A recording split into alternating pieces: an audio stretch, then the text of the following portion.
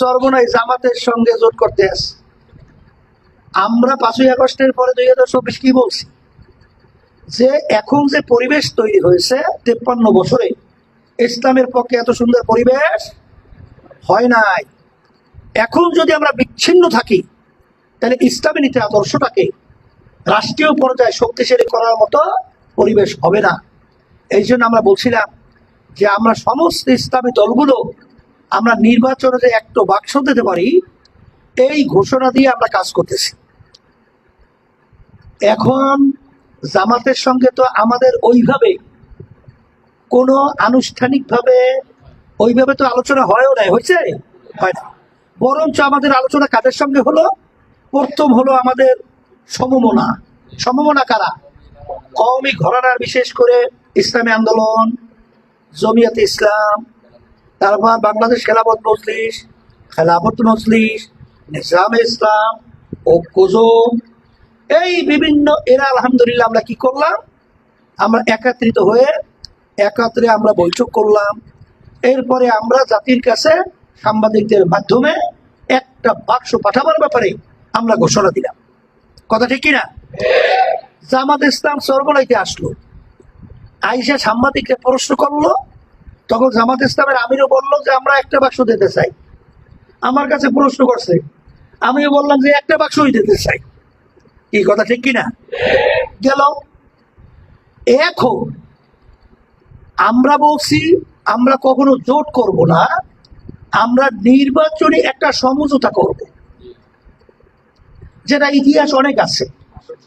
কারণ এখানে তোমরা জানো যে বর্তমানে বিএনপি, তাদের তো কথা পরিষ্কার, তারা শরিয়া আইনে বিশ্বাসী না। মির্জা ফখরুল বক্তব্য দিয়েছে কি দেয় নাই? আচ্ছা, এরপরে মির্জা ফখরুল কি বক্তব্য দিল? যে ইসলাম মানে দক্ষিণ পন্থার উত্থান। এইটা সে খুব চিন্তিত যে কেন ইসলামী পন্থার উত্থানটা হচ্ছে। এই জন্য সে কি চিন্তিত, এবং এইটা যেন না হতে পারে এই জন্য কি করলো, এই জন্য ভারতকে সে বুঝাইছে, আওয়ামী লীগকে বুঝাইছে যে আমাদেরকে এইভাবে আপনারা চাইবে রাখেন না, তাইলে হবে কি, তাহলে দক্ষিণ পন্থাতে ইসলামী উত্থান কিন্তু ঘটে যাবে, ফিরাতে পারবেন না। এখন বললো কি তাই হয়ে গেছে, শব্দটা কি তাই হয়ে গেছে। তাহলে ইসলামী উত্থানটা তাদের কাছে কি সুকুমার না দুঃখময়? হ্যাঁ, আচ্ছা সুকর না। আচ্ছা গেল, তাহলে ইসলাম দেখতে পারে না। তারেক জিয়া কি বক্তব্য দিয়েছে? যে বাংলাদেশের ভিতরে যারা মৌলবাদীরা তাদের অবয়রণ না হয়। অবয়রণ কাকে বলে? অর্থাৎ যেখানে চলতে কোনো বাধা বিঘ্ন নাই, স্বাভাবিক চলতে পারে, এটাকে বলে কি অবয়রণ। তাহলে এখানে কি বললো? যে মৌলবাদীর যেন অবয়রণ না হয়, এইটা বলছে তারেক জিয়া। আচ্ছা, এখন সব দিক থেকে আমরা পর্যালোচনা করলে আমরা কি পাই? বিএনপি কি ইসলাম চায়? ইসলামের উত্থান চায়?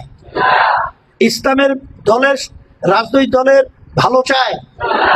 বরঞ্চ তাদের কার্যক্রম আমরা দেখি কি, যে আওয়ামী লীগ সরকার হাজার হাজার মায়ের কোলকে সন্তান হারা করলো, আমাদের দেশের টাকা বিদেশে পাচার করলো, এরপরে আয়নাঘর তৈরি করলো, হাজার হাজার মায়ের কোল সন্তান হারা করে এবার সন্তানগুলো পঙ্গু হয়ে গেল। সেদিনকার আমি বিদেশে, ওরা চিকিৎসাধীন আছে, ওদের সাথে আমি কথা বললাম, মানে একটা সাইড তাদের অপাস হয়ে গেছে, আর কোনোদিন মনে হয় তোমার আমার মতো স্বাভাবিক চলতে পারবে না। আজকে এই দেশকে রক্ষার জন্যে, মানবতা রক্ষার জন্যে, আজকে বৈষম্য দূর করার জন্যে যারা এত ত্যাগ, এত জীবন পঙ্গু হলো, চক্ষু হারালো, 500-র মতো মানুষ যারা আর কোনোদিন আলো দেখবে না, এই দেশটাকে সুন্দর করার জন্যে তাদের একটা চিন্তা চেতনা ছিল কি ছিল না?